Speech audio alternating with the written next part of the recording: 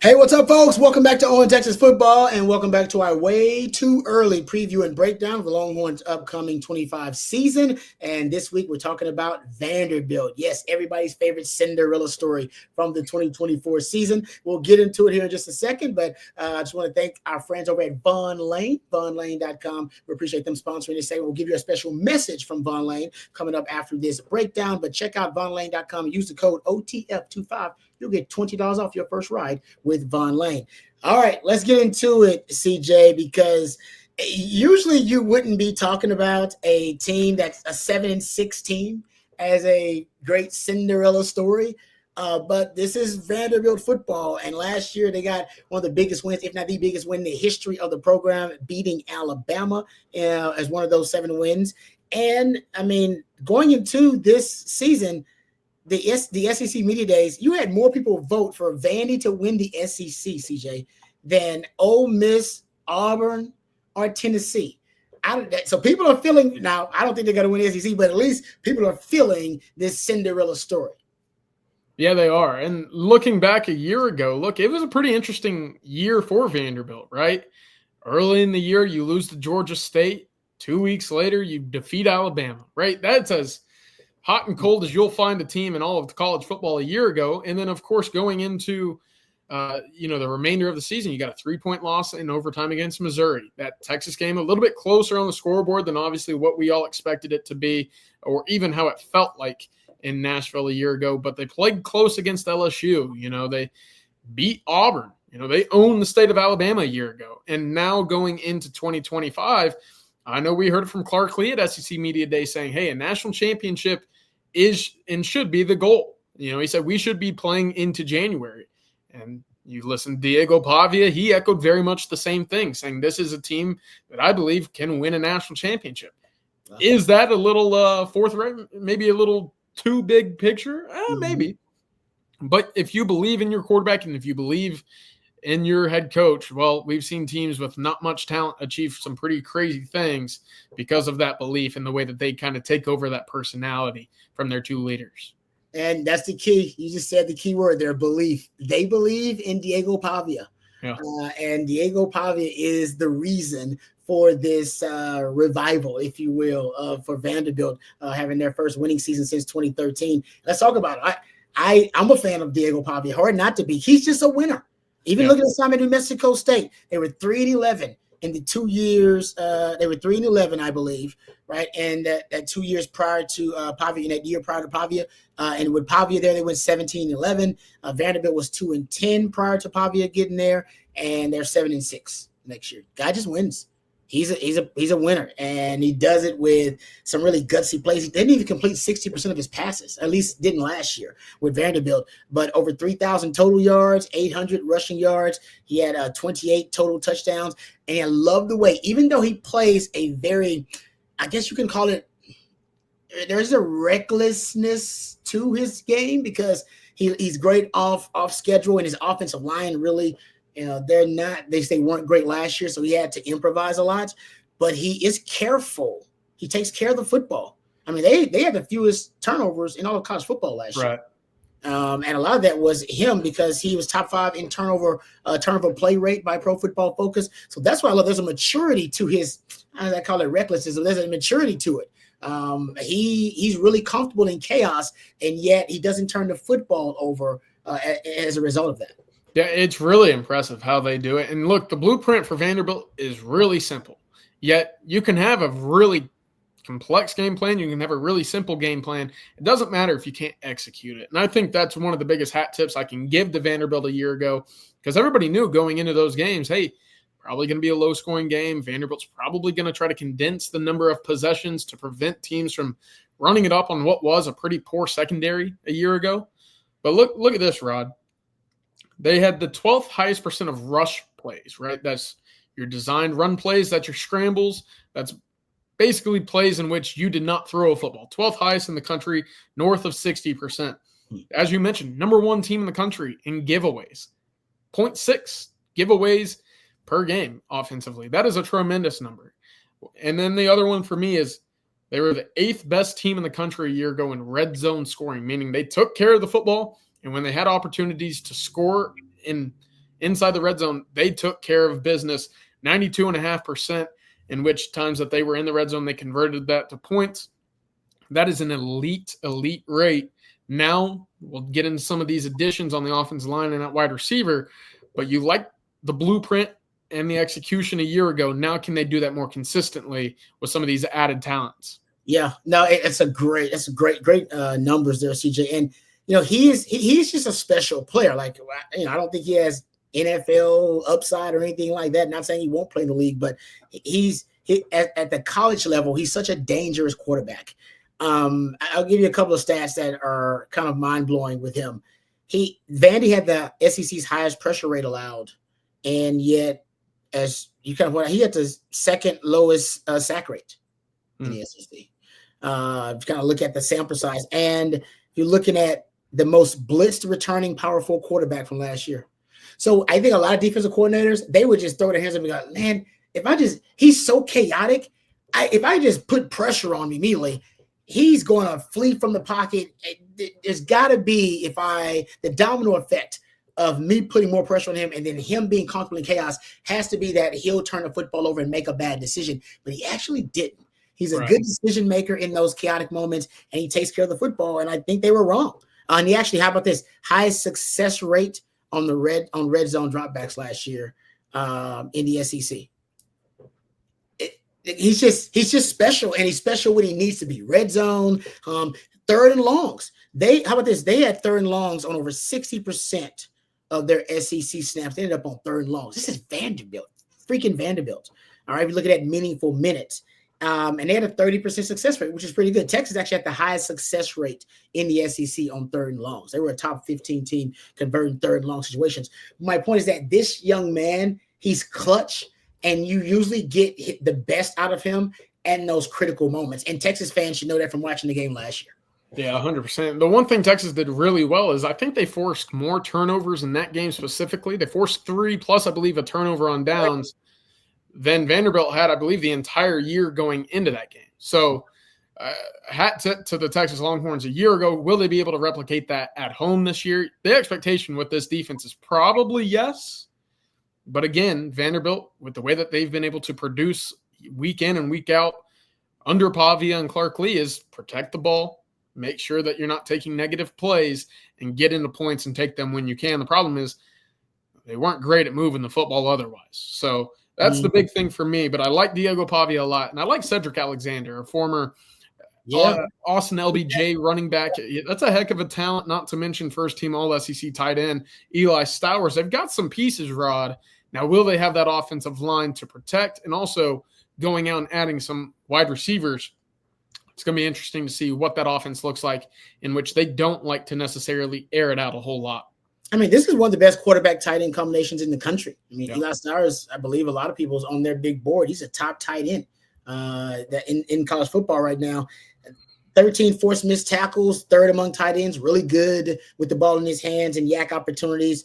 Fourth in yak yards for a tight end, yards after the catch with 373. So he's dangerous as a receiver, but also a guy, once he gets the ball in his hands, just a great athlete, as you know, because former blue chip quarterback, actually, from New Mexico State that came over with Diego Pavia. So there's great chemistry there between those two. They need to carry the offense. They have to be the catalyst, if you will, for this offense. And Cedric Alexander, I think Cedric Alexander, he's poised for kind of a breakout year this year, because he hasn't. I think in his career he's averaging like 3.7 yards per carry. I don't even know. So he's poised for a breakout year this year, I think. 200. He's an underrated receiver too out of the backfield. 23 receptions, 238 yards receiving, which I think is another underrated part of his game. You've talked about the receivers. They have a young man that they had from last year, Junior Sherrill, who they think is going to be a stable, kind of stabilizing force in that wide receiver room. And they brought in another New Mexico State transfer, but he came via Mississippi State. Trent Hudson. Yeah. Who I've heard, or at least I've read, I should say, a lot about him, potentially as a guy that could also help them at the wide receiver position. But they need somebody to help them stretch the field a little bit. They need some more explosivity at the skill positions. And they don't really have explosive athletes at those positions, or explosive proven commodities at those positions. Yeah, look, that big play against Alabama in which they kind of put the game out of reach late, that was probably one of the best passing plays Vanderbilt had all year, right? It was a big one, but you don't see them stretch the field vertically all too often. In fact, last year when they did, it was actually Kobe Black who had a really solid day in coverage on only about 15 snaps a year ago. But Trent Hudson's expected to be that guy, right? 35 receptions a year ago, 550 yards. He was in that 17 yards per catch range, which pretty good, right? That tells you, one, he's either great after the catch, or two, he's a deep threat waiting to get the ball vertically down the field. Also found the end zone 10 times. So there you go. The guy makes plays when it matters and also adds another red zone threat for a team that's already really good in the red zone. But knowing Vanderbilt and their scheme and what they like to do philosophically, they want to punch it in via the ground, Rod. And that's where I think going out and adding Isaiah Glass out of Oklahoma State, a 6'4", 325-pound left tackle. You go out and you add Bryce Henderson from South Dakota, where if you know anything about the Dakotas and the way that they play football, you got to maul people. He's 6'8", 320 pounds. That's a big person playing that right side of the offensive line. So it's going to be interesting because that's their MO. Let Pavia work his magic and let Cedric Alexander grind out 3, 4, 5 yards at a time. Just move the chains and get to the next down and distance. Yeah, I think they may have upgraded on the offensive line. Hopefully that's the case. I think they have one returning starter, Chase Mitchell. They went out and got some more beef on the O-line for Diego Pavia. All right, let's jump to the defensive side of things here. And this is where they have struggled. Clark Lee, I just found this out doing the research about this preview, and I didn't realize this. He recently promoted one of his assistants to be the defensive play caller. And that's something that Clark Lee was doing, but he recently, like I said, decided that he was going to give those duties to one of his assistant coaches. And I thought it was interesting because, that's his, if I'm not mistaken, Clark Lee is a defensive coach, right? No doubt about that. And this guy is from the league. His name is Steve Gregory. He was their safeties coach. And they also promoted Nick Lazinski to co-DC. Lee was the own defensive coordinator last year. He demoted the previous coordinator, Nick Howell, following the 2023 season. Then he called the plays on defense in 2024. But Gregory was associate defensive coordinator and secondary coach last season. He joined Vanderbilt following 5 seasons as an NFL assistant. Lazinski is entering his 4th season at Vanderbilt. He was hired as a linebackers coach and now has been promoted, was promoted to defensive run game coordinator, and then now has been promoted to co-DC. So they want to make it kind of a think tank here to fix the defense. The defense did improve. I mean, they went from 2023, they went from 126th in scoring defense to 50th in 2024. So that's a major improvement, but they need to make more splash plays, more havoc plays. I think they were like 68th in takeaways, 59th in sacks with just 26, 63rd overall in tackles for loss. They need their havoc rate to increase, and I believe that's probably what this move is mostly about. And I think obviously Clark Lee, he wants to have more of a kind of a CEO role, and I do think he wants, obviously to delegate that play calling duty to somebody else. Those types of coaches, they think of it as a last resort when they have to call the plays. And last year, I think he thought of it as, I have to do this. That could be a big, that could be a big decision, whether it works or not, depending on that may really largely determine the success of this defense. A havoc play increase for Vanderbilt would be huge for the way that they play football, right? You don't need to do a whole lot. And if you give yourself extra opportunities, look, we just ran through it. You get to the red zone, they score points. They take care of the football. They don't put their defense in bad situations. And if your defense is able to give your offense and Diego Pavia extra opportunities, but then you're starting to look at some pretty successful runs, right?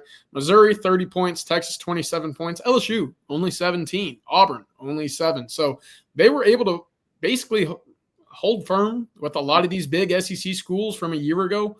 And I bring up those 4 schools because, look, Vanderbilt, for the most part, anytime in the last 10, 15 years, had they played those 4 schools, they're probably scoring 40 or 50 points, right? That's just how it is. So I know that the passing defense wasn't great, 260 yards per game or so, north of 110th in the country last year. That's got to be better. Now, That certainly helps when you have pressure up front, and utilizing some of those pieces, Rod, that you mentioned in the personnel and game planning department, that should help. The big key for me with Vanderbilt is, look, on the defensive line, on their edge rushing position, of the 6 guys that earned the most snaps a year ago, they returned 5. They also went out and added Aaron Bryant, the former Longhorn, to bolster that interior defensive line, as well as adding, let me make sure I got the name right, Mason Thompson out of Western Michigan, a 4-year contributor. He's going to be a grad transfer, 6'1", 315 pounds. So they've got the beef now. Now it's about making sure that you're assignment sound in the back end and that you necessarily do what is asked of you, and that's getting off the field and for when that is presented to you. Yeah, I like the linebackers, to your point. Brian Longwell, good player for them, was one of their leading tacklers. Langston Patterson, another guy was a second. He was a captain a year ago. Yeah, good player for them. And make sure is it Fontenette? Fontenette, I believe. Yeah, Brandon Fontenette. They brought him to SEC Media Days as well. They're expecting big things from him this year. He's a good player. They almost use him like a hybrid, I feel like. He's 6'2", 220. I've seen him listed as a linebacker, and some people talk about him as a safety. So I think they kind of use him in a hybrid role. But, man, 73 tackles, 8 tackles for loss, 8 PBUs, 3.5 sacks, 1 interception. He's a player. I mean, he might be the best player on that defense, actually. They lost 2 of their safeties, 2 of their veteran safeties, Ricky White and CJ Taylor. But they brought in a Florida Atlantic transfer, CJ Hurd, who was really productive there, had 82 tackles last season. So I think they do actually have some experience. They need to develop the guys in the secondary quickly. One of their corners, Marcel Height, I believe. Yep. Martel Height. He's actually a punt returner too. He led them in interceptions, or tied for lead in picks. And he's returning too. So they have some pieces to work with in the secondary, but I'm with you. I think the strength actually may be the linebacking core. And Miles Capers, I believe, is another good player for them on the edge. He's a little light, but he might be their best designated pass rusher when they have to get after the quarterback. He's a really good player for them too. Yeah, it's interesting when evaluating and looking back at Vanderbilt. Look, they're a scrappy football team, and typically I'll use the word scrappy to kind of, define a team that's not uber talented but hangs in games, right? That's in other words, I don't think they're a great football team, but they're going to play to a level in which they probably shouldn't in big games, right? Alabama, Texas, Missouri were all games in which they either won or game went into overtime. They lost by 3, whatever. Point being, when you are able to do the small things very well, especially on defense, it helps you tremendously. And I look back at that game a year ago for Vanderbilt and Texas. I mean, look, what did Vandy do very well early on against Quinn Ewers, who was coming back from injury? Well, they got hands up in throwing lanes. Yeah. 2 tipped passes resulted to 2 quick turnovers, the first of which was on the first possession of the game, in which Vanderbilt turned immediately into 7 points because, well, guess where they were, Rod? In the high red zone. They score in the high red zone. So that's something that you have to do well. And if your defensive line is able to give you any sort of additional havoc this year, it's going to be a tough game. I'm not going to say Texas will lose that game because they should be the most talented at every position across the field, but Vanderbilt's becoming a program that you can't just instantly kind of write in a W when you see them on the schedule anymore. Ask Alabama. That's not how that works anymore. No, you're right about that. They're getting some beef on that D line too in the interior. They got Glenn Seabrooks as a D tackle that they can depend on. He's pretty steady and consistent. And I'm sure I'm going to mess his name up, but Yalan Otara. I'm sure I screwed his name up. Did not mean to. But he's another big D tackle for them too. So they returned some beef up front. And another name I should mention is Nick Rinaldi. Actually led them in sacks last year with 6. So he's another good player up front. So they got some guys on that front 7 that could make some plays for him and really improve that havoc rate we were talking about. Special teams really quickly. Brock Taylor is the place kicker. He's 18 of 21 field goals last year. It's a really good player. And they have a punter that they transferred from Washington State who's been getting a lot of hype, was averaging nearly 43 yards per punt. That season, a good player for them. So special teams for a team like this, special teams is everything. And last year, by the way, they were really good. SP Plus had them as a top 3 special teams unit in 2024. Yeah. SP Plus. So they were really good there. They got to make up some ground on special teams. They can't afford to just say, you know what? No, it's the third phase for us. No, they got to prioritize it because they really can close some of the margins down between that talent gap they have between them and everybody else they're going to play by winning the special teams, all that hidden yardage there. All right. Any last comments about Vanderbilt and what I think we all agree is going to be a tougher matchup because Diego Pavia, no matter what you think of, I mean, he's one of the best quarterbacks. He's one of the better quarterbacks in the country. I mean, he's the best quarterbacks you're going to play, period. No matter how unorthodox it is. Scrappy Cat, again, teams should adopt that personality of the quarterback and the head coach. They both believe that this is a team that should be playing much deeper into the season than a year ago. Again, we'll see.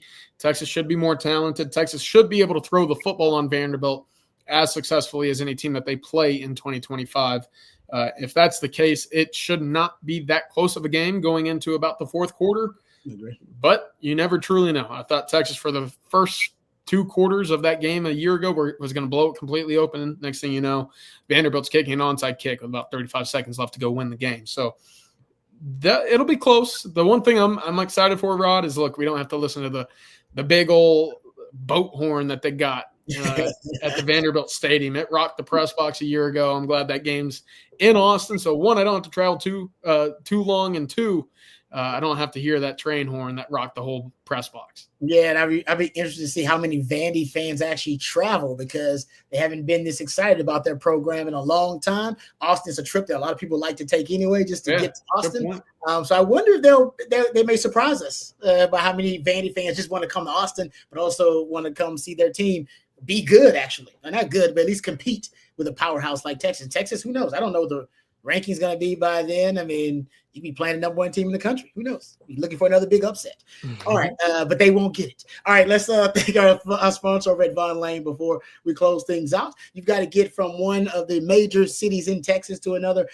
For folks, the best way to do it is Von Lane. Now, it's a toss-up. Some of you are still trying to take flights to go to Houston and Dallas or Austin, San Antonio, and you deal with the airport chaos and the airport stress and hope your flight isn't delayed. Or some of you like to take that drive and risk the traffic and the road rage, battling all those conditions, and also burning an entire day of productivity. Well, the Von Lane is the third option, and folks, it is the best option for you. You arrive at a luxury hotel terminal, no TSA lines, no long-term parking lots, just a seamless boarding experience that takes minutes, not hours. You settle into a plush leather seat, just one of 22 oversized first-class seats with a 140-degree recline, leg rest, and a cabin attendant serving complimentary snacks, beverages, and on select trips, a full meal if you like. And if you need to relax, you can just lean back and enjoy the ride. But if you want to stay productive, you can enjoy the high-speed Wi-Fi and power at every seat.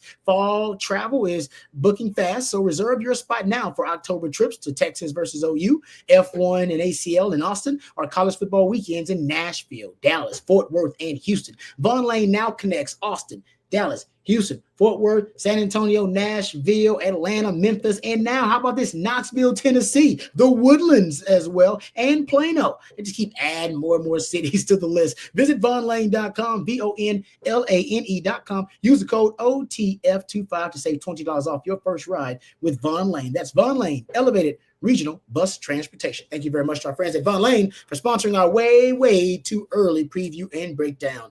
Actually, we're getting close to the end of the season on these things. I think we got Georgia coming up next. Oh yeah, that's gonna be an extended version. We're probably gonna have 3 guys on that one, a 3-man panel for that one. So we'll break out the big dogs for the big dogs.